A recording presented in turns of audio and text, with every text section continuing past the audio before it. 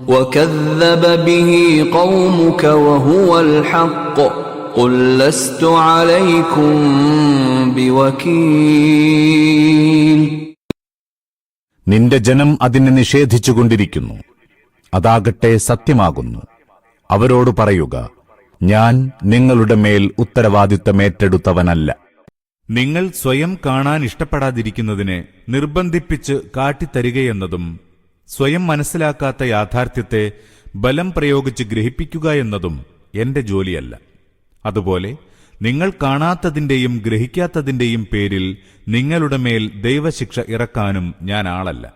നിങ്ങളുടെ മുന്നിൽ സത്യവും അസത്യവും വേർതിരിച്ച് അവതരിപ്പിക്കുക മാത്രമാണ് എന്റെ ദൗത്യം.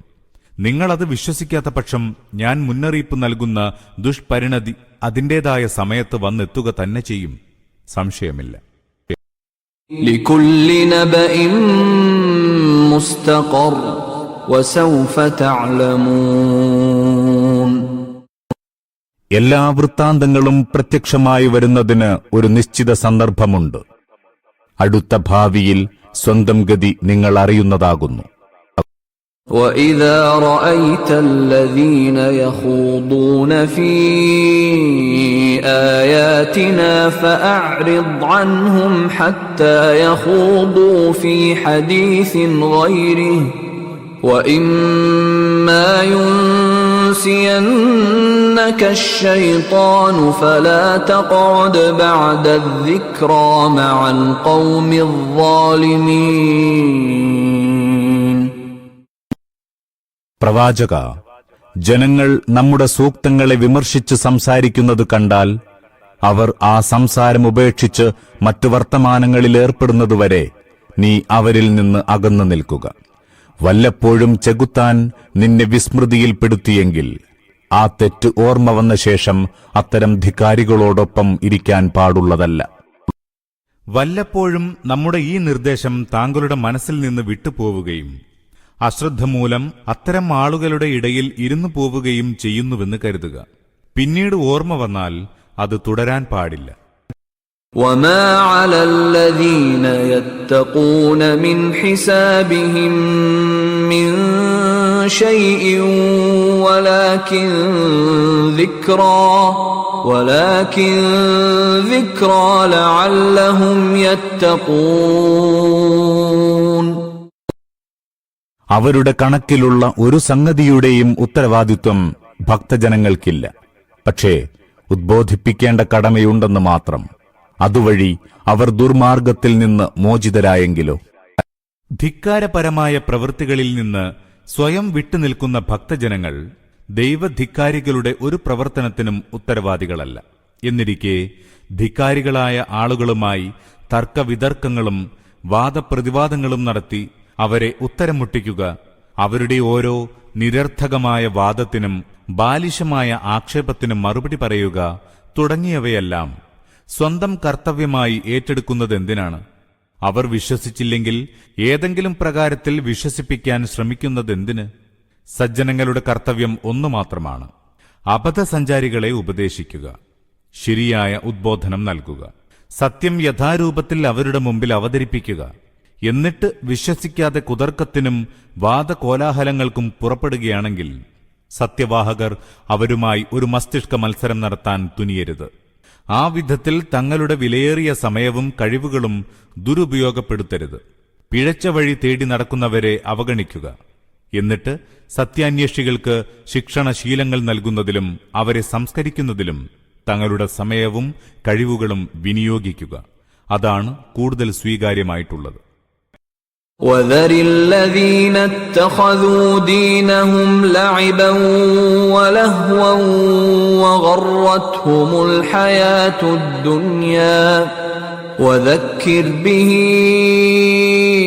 أَن تُبْسَلَ نَفْسٌ بِمَا كَسَبَتْ لَيْسَ لَهَا مِن دُونِ اللَّهِ وَلِيٌّ وَلَا شَفِيعٌ ليس لها من دون الله ولي ولا شفيع وإن تعدل كل عدل لا يؤخذ منها أولئك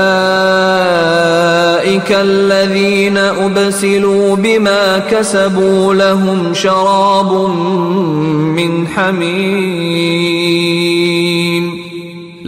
شراب من حميم وعذاب أليم بما كانوا يكفرون. സ്വന്തം മതത്തെ വിനോദവും ഹാസ്യവുമായി എടുക്കുകയും ഭൗതിക ജീവിതത്തിന്റെ മോഹവലയത്തിൽ കുടുങ്ങുകയും ചെയ്തവരെ വിട്ടുകളയുക. എങ്കിലും ഈ ഖുർആൻ കേൾപ്പിച്ചുകൊണ്ട് ഉദ്ബോധിപ്പിച്ചുകൊണ്ടിരിക്കണം. ആരും സ്വന്തം ദുരാചാരങ്ങളുടെ ദുഷ്പരിണിതിയാൽ നശിപ്പിക്കപ്പെടാതിരിക്കാൻ. അല്ലാഹുവിനെ കൂടാതെ ഒരു രക്ഷകനോ സഹായിയോ ശുപാർശകനോ ഇല്ലാത്ത അവസ്ഥയിലായിരിക്കും അവൻ പിടികൂടപ്പെടുന്നത്. തനിക്ക് സാധ്യമാകുന്ന സാധനങ്ങൾ എന്തും പ്രായശ്ചിത്തം നൽകി രക്ഷപ്പെടാമെന്ന് വച്ചാൽ അതൊന്നും അവനിൽ നിന്ന് സ്വീകരിക്കപ്പെടുകയില്ല. എന്തുകൊണ്ടെന്നാൽ സ്വയം സമ്പാദിച്ചുവെച്ച കർമ്മഫലത്താൽ നശിപ്പിക്കപ്പെടുന്നവരാകുന്നു അവർ. തങ്ങളുടെ സത്യനിഷേധത്തിന് പകരമായി തിളച്ച കുടിനീരും നോവുന്ന ദണ്ഡനവുമാകുന്നു അവർക്കുള്ളത്. قُلْ أَنَدْعُو مِن دُونِ اللَّهِ مَا لَا يَنفَعُنَا وَلَا يَضُرُّنَا وَنُرَدُّ عَلَى أَعْقَابِنَا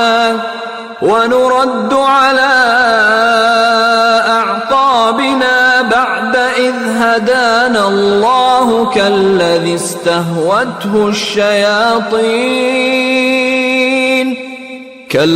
استهوته الشياطين في الأرض حيران له أصحاب يدعونه إلى الهدى ائتنا قل إن هدى الله هو الهدى وأمرنا لنسلم لرب العالمين. പ്രവാചകൻ അവരോട് ചോദിക്കുക, അല്ലാഹുവിനെ വെടിഞ്ഞ് ഞങ്ങൾക്ക് ഗുണമോ ദോഷമോ ചെയ്യാൻ കഴിവില്ലാത്തവരെ ഞങ്ങൾ പ്രാർത്ഥിക്കണമെന്നോ? അല്ലാഹു ഞങ്ങൾക്ക് സന്മാർഗം കാട്ടിക്കഴിഞ്ഞിരിക്കെ ഇനി പിന്നോട്ടു പോവുകയോ? ഞങ്ങൾ മരുഭൂമിയിൽ പിശാചിനാൽ വഴിതെറ്റിക്കപ്പെട്ട് പരിഭ്രാന്തനായി അലയുന്നവനെപ്പോലെയാവുകയോ?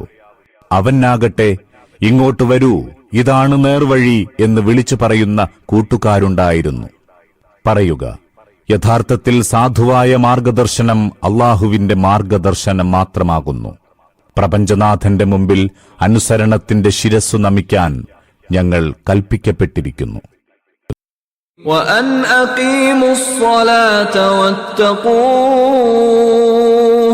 وَهُوَ الَّذِي إِلَيْهِ تُحْشَرُونَ.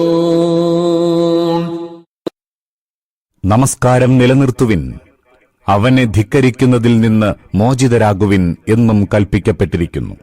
അവങ്കലേക്ക് തന്നെയാണ് നിങ്ങൾ ഒരുമിച്ച് കൂട്ടപ്പെടുക.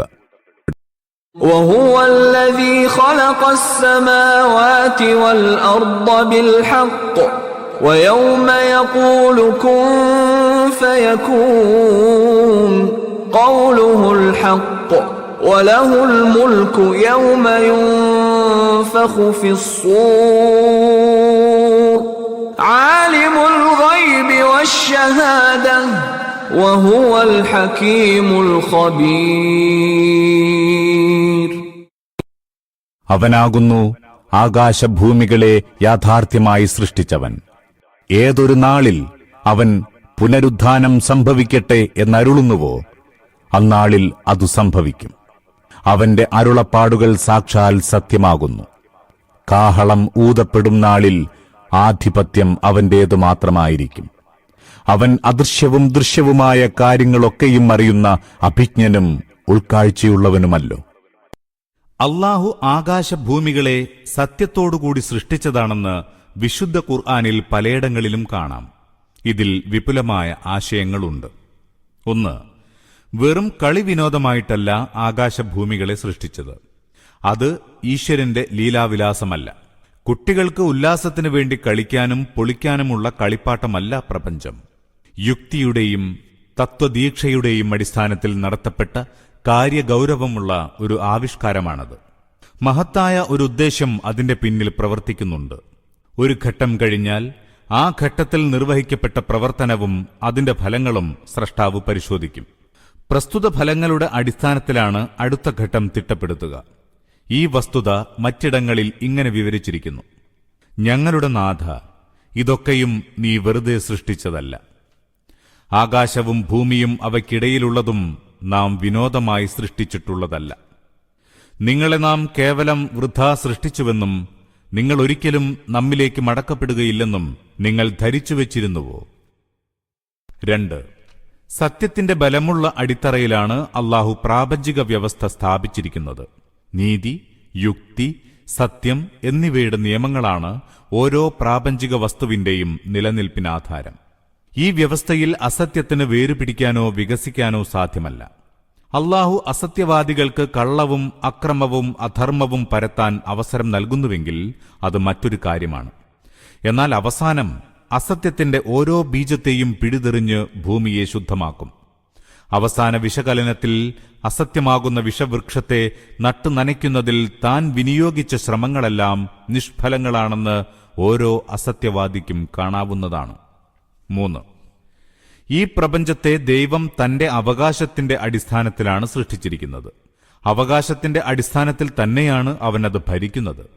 താൻ സൃഷ്ടിച്ച പ്രപഞ്ചത്തിൽ ആധിപത്യം വാഴാനുള്ള അധികാരവും അവകാശവും തനിക്ക് മാത്രമാണെന്ന അടിസ്ഥാനത്തിലാണ് ദൈവത്തിന്റെ വിധി ഇവിടെ നടക്കുന്നത്. ചിലർ ഇവിടെ അധികാരം വെച്ചു പുലർത്തുന്നത് കണ്ട് ആരും വഞ്ചിതരാവേണ്ടതില്ല.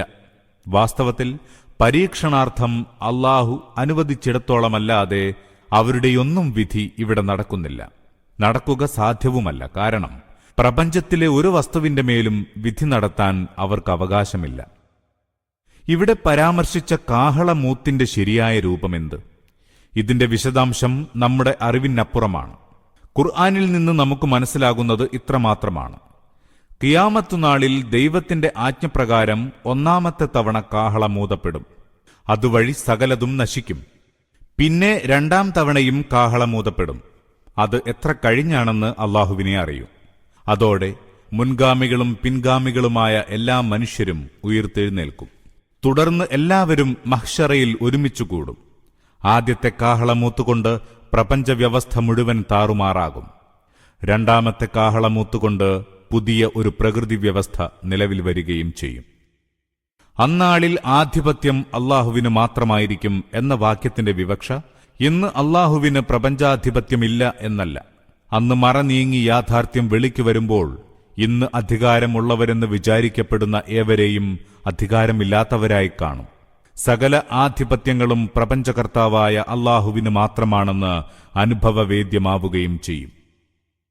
ഐബ് അഥവാ അദൃശ്യമെന്നാൽ സൃഷ്ടികൾക്ക് അജ്ഞാതവും അദൃശ്യവുമായതാണ്.